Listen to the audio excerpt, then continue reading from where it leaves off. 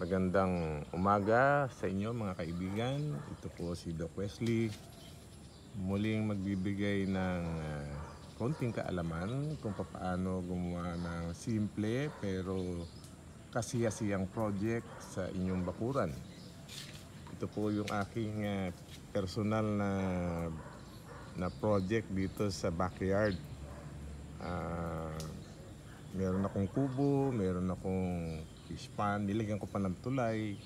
Meron akong canvas tanks, meron akong fish condo, gabihan.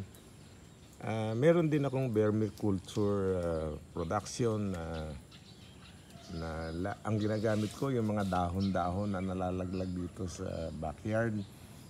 Meron ding poultry na merong mahigit 100 native na manok, may 3 bibi na nangingitlog. Meron ding mag-asawang baboy ramo. At nag-aalaga o nagpaparami rin ako ng asola. Hindi alam ng nakararami ay napakagandang gumawa ng fish pond dito sa Dagupan. Dahil mababa ang water table o mababaw ang water table dito. Huhukay ka lang ng kahit na 2 feet ay magkakaroon ka na ng tubig. So itong tubig ng palaisdaan na ginawa ko ay natural na tubig.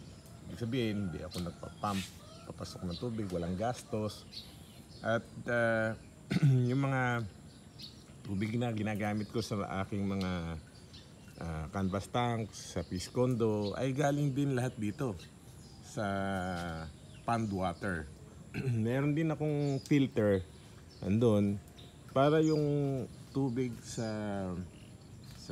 palaisdaan na ginagamit ko ay ma-filter din. So meron akong mga alaga dito, mga iba't ibang isda na naiiba. Meron akong giant gourami, meron akong red tilapia, albino na pangasius.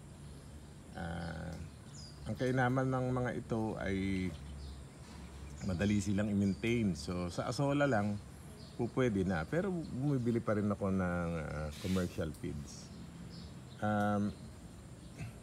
Every morning pagkagising ko dito ako nagpupunta.